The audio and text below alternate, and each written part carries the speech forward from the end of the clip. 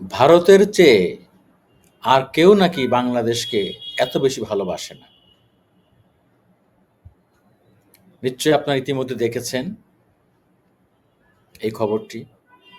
ভারতের পররাষ্ট্রমন্ত্রী এস জয়শঙ্কর তিনি এই কথা বলেছেন। শুধু এই কথাই বলেন নাই, ভারত বাংলাদেশকে কতখানি ভালোবাসে তার অনেক নমুনা উনি দিয়েছেন।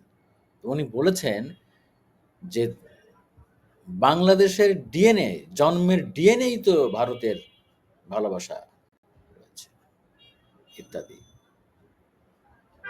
তো এই বিষয়টি নিয়ে আজকে আলোচনা করতে চাই। খুব ইন্টারেস্টিং বিষয়। ভারত যে বাংলাদেশকে এতটা ভালোবাসে সত্যি অন্তত আমার জানা ছিল না। আগে দেখি উনি কি বলেছেন, বিস্তারিত একটু দেখে আসি। আমি ডেইলি স্টার অনলাইন পড়ছি।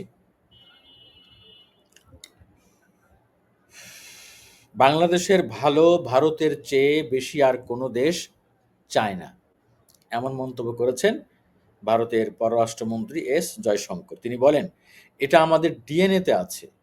শুভাকাঙ্ক্ষী হিসাবে, বন্ধু হিসাবে আমি মনে করি, আমরা আশা করি তারা সঠিক পথে চলবে, না আমরা, এবং সঠিক কাজটি করব। আমি মনে করি, আমরা আশা করি তারা সঠিক পথে চলবে এবং সঠিক কাজটি করবে। নয়াদিল্লিতে রাইজিং ভারত শীর্ষ সম্মেলনে বুধবার নিউজ 18 টিভি চ্যানেল আয়োজিত একটি ইন্টারেক্টিভ অধিবেশনে অংশ নিয়ে এসব কথা বলেন জয়শঙ্কর। বাংলাদেশ প্রসঙ্গে জয়শঙ্কর আরও বলেন, গণতন্ত্রের জন্য নির্বাচন প্রয়োজন। এর মাধ্যমেই ম্যান্ডেট দেওয়া হয় এবং ম্যান্ডেট পুনরায় নবায়ন করা হয়।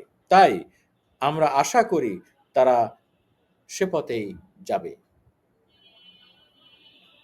তিনি আরো বলেন, ঐতিহাসিক কারণে বাংলাদেশের সঙ্গে আমাদের সম্পর্কটা অনন্য। এটি আসলে জনগণের সঙ্গে জনগণের সম্পর্ক। জয়শঙ্কর জানান, গত সপ্তাহে ব্যাংককে ভারতের প্রধানমন্ত্রী নরেন্দ্র মোদী ও প্রধান উপদেষ্টা অধ্যাপক মোহাম্মদ ইউনূসের মধ্যে বৈঠকে নয়াদিল্লি বাংলাদেশে উগ্রপন্থার চর্চা নিয়ে উদ্বেগ প্রকাশ করেছে। এক প্রশ্নের জবাবে জয়শঙ্কর বলেন, বাংলাদেশের মানুষের বক্তব্য নিয়ে আমাদের উদ্বেগ আছে, সংখ্যালঘুদের উপর হামলা নিয়ে আমাদের উদ্বেগ আছে। আমি মনে করি আমরা এই উদ্বেগগুলো নিয়ে অকপটে কথা বলছি। অনেক কথা, অনেক কথা, আর বিস্তারিত গেলাম না। আমার একটা প্রশ্ন জাগে মনের মধ্যে, ভারত যে বাংলাদেশকে এতটা ভালোবাসে, ভারতের মুখে বাংলাদেশের গণতন্ত্রের জন্য এত মায়া কান্না, কিছু তো কখনো আমরা অনুভব করিনি। একজন লোককে ভালোবাসলে তো বুঝতে পারে, অনুভব করতে পারে। তো ভারত যে আমাদেরকে এত ভালোবাসলো, এত ভালোবাসে, সেটিতে আমরা অনুভব করতে পারলাম। বরঞ্চ আমরা গত 15 বছরে আওয়ামী ফ্যাসিস্ট সরকারের আমলে, আওয়ামী লীগ সরকারের আমলে ভারত যে আমাদের কতটা ভালোবেসেছে তা তো বাংলাদেশের মানুষ হাড়ে হাড়ে টের পেয়েছে, তাই না? টের পায়নি? এখন ভারত বলছে যে বাংলাদেশে তারা নির্বাচন চায়, নির্বাচন মানেই গণতান্ত্রিক পন্থা, এর মাধ্যমে জনগণের রায় প্রতিফলিত হয়, নির্বাচিত সরকার দায়িত্ব গ্রহণ করে। আরে ভাই,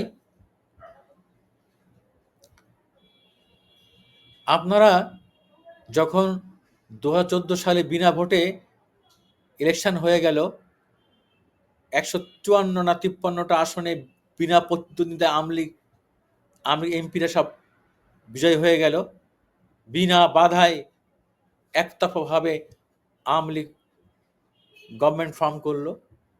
কই তখন তো আপনাদের বিবৃতি দেখে নাই, তখন তো বলেন নাই এই ধরনের নির্বাচন গ্রহণযোগ্য না। এবং 18 সালে বিশেষ করে যখন দিনের ভোট রাতে হয়ে গেল, একটা ভয়ঙ্কর ভোট কেলেঙ্কারি হলো বাংলাদেশে, নজিরবিহীন। পৃথিবীর কোনো দেশে শুনেছেন যে দিনের ভোট রাতে হয়? বাংলাদেশে হয়েছে। তখন তো আপনারা তড়িঘড়ি বাংলাদেশের প্রধানমন্ত্রীকে, বিজয়ী প্রধানমন্ত্রীকে ওয়েলকাম করেছেন, করেছেন না? তাহলে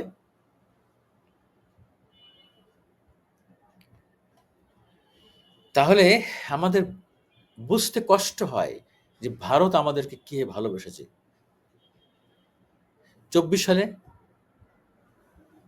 24 সালে যখন নির্বাচন হয়ে গেল আবার একতরফা ভাবে, তখন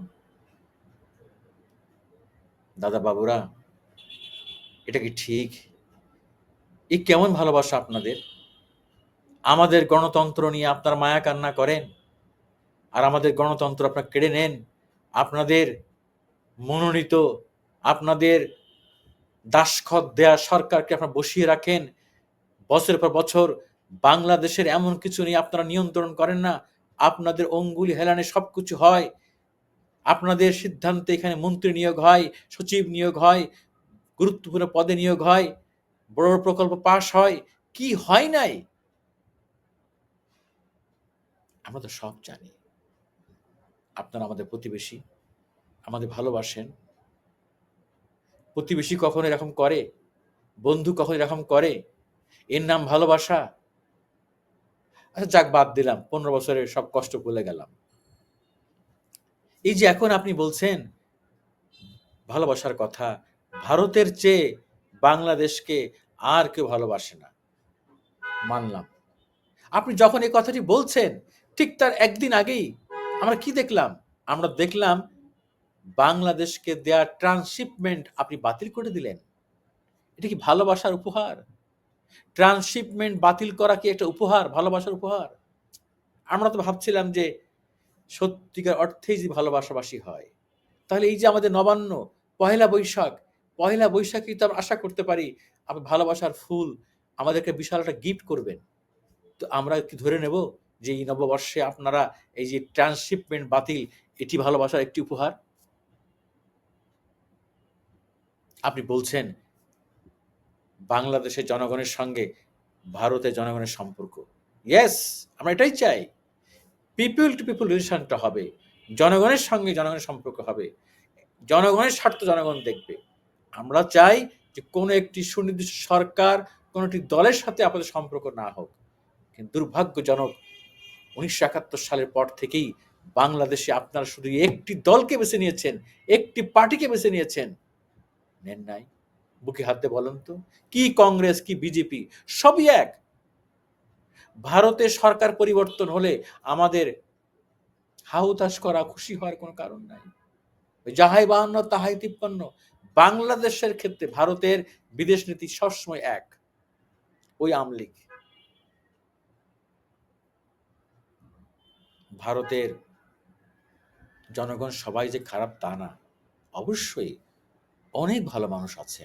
পশ্চিমবঙ্গে তো দেখি বাংলাদেশের বাংলাদেশের উপরে যে জগদ্দল পাথরের মতো চেপে বসেছিল শেখ হাসিনা, তার পক্ষে ভারতের কিছু লোক তো কথা বলছে, তারা ইউটিউবে কথা বলে, তারা ফেসবুকে কথা বলে।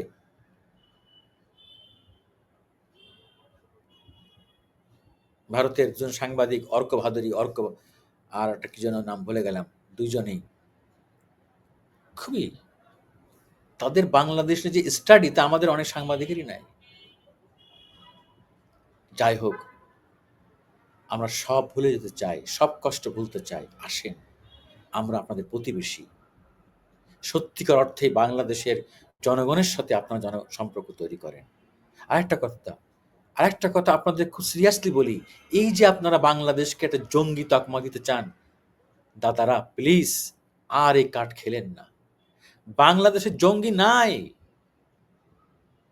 আপনাদের যে সংস্কৃতি, আপনাদের আপনাদের যে একটা ঠান্ডা মাথা সফট পাওয়ারের যারা ধারণ, বাংলা নাম বললাম না, যারা আপনাদের ভারত নীতি বাংলাদেশে ধারণ বহন করে, সফট পাওয়ারগুলো, সাংস্কৃতিক প্রতিষ্ঠান, বুদ্ধিজীবী মহল, গণমাধ্যম, আমরা তাদের ভালো করে চিনি। তারা আপনাদের পক্ষে বয়ান তৈরি করে ঠান্ডা মাথায়, নামে মুসলিম কিন্তু কাজ করে আপনাদের পুরো সাম্প্রদায়িক। বাংলাদেশের ধর্মপ্রাণ মুসলমানদের বিরুদ্ধে ট্যাগ লাগানো হয় যে এরা জঙ্গি, এরা মৌলবাদ। না, আসলে হয়েছে কি, বাংলাদেশ তো এই অঞ্চল তো একসময় ভারতের জমিদাররা হিন্দু জমিদার শাসন করেছে,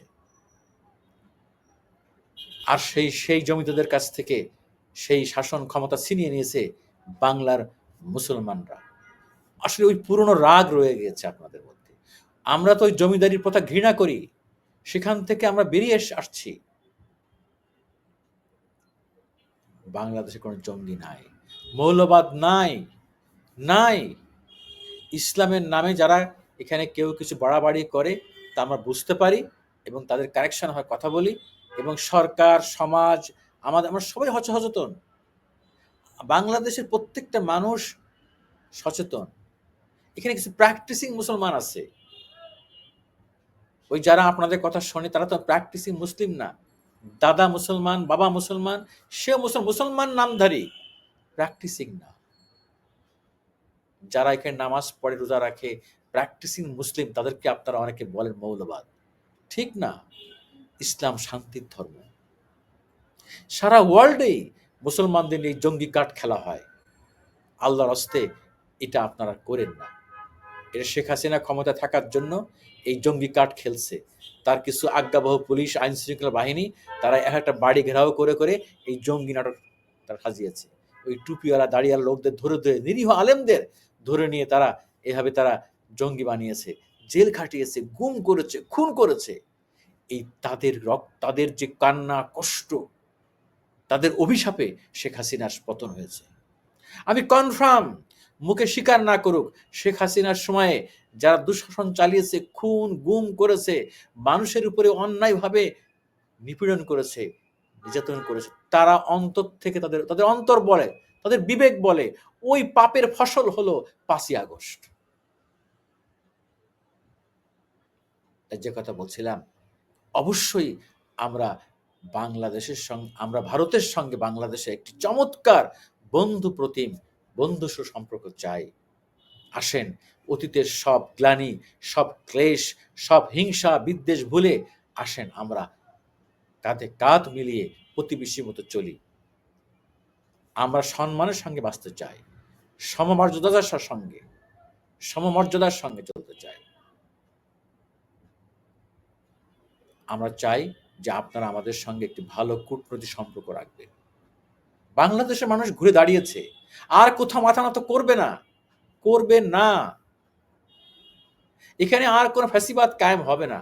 আর যদি হয়ও, যে আমি কালকে একটা ভিডিওতে বলেছি, এখনকার যারা রাজনীতির নেতা আছেন, দল আছেন, যারা মাঠে আছেন, যদি ফ্যাসিবাদ ফিরে আসে, এদের ভুলের কারণে আসবে, আর আসলে টিকতে পারবে না। বাংলাদেশে অন্তত আগামী 50 বছর এই যে জেন জেড প্রজন্ম, এই তরুণ প্রজন্ম, এরা যতদিন থাকবে বেঁচে, আপনারা আর আসতে পারবেন না। যাই হোক, ভিডিওটা লম্বা করছি না আর। আমি যে কথাটি বলতে চেয়েছি, বোঝাতে চেয়েছি, নিশ্চয়ই আপনারা বুঝেছেন। ভালোবাসা একতরফা হয় না, ভালোবাসার মধ্যে দুর্বিসন্ধি থাকলে হয় না। ভালোবাসা হইতে হয় স্বার্থহীন, নির্মল, নিষ্পাপ এবং ভারসাম্যপূর্ণ। ভালোবাসার মধ্যে বৈষম্য থাকলে সে ভালোবাসা হয় না। ভালোবাসার মধ্যে চক্রান্ত থাকলে সে ভালোবাসা বলে না। আপনার মুখে বলেন ভালোবাসি, আর কাজ করেন তো ভিন্ন। যাই হোক, আমি মনে করি ভারতের সরকারের, ভারতের জনগণের সুমতি হবে, বোধোদয় হবে, তারা আমাদের সঙ্গে ভালো আচরণ করবে। সত্যিকার অর্থেই, মুখে নয়, তারা কাজ দিয়ে প্রমাণ করবে যে হ্যাঁ, ভারতই একমাত্র আমাদের পরম বন্ধু, কাছের বন্ধু। আর যে কথাটি জয়শঙ্কর বলেছেন যে ভারত বাংলাদেশকেই যে ভালোবাসে, পৃথিবীর আর কোনো দেশ ভালোবাসে না, সেটি ভারত প্রমাণ করুক ভবিষ্যৎ বাংলাদেশে। আল্লাহ হাফেজ।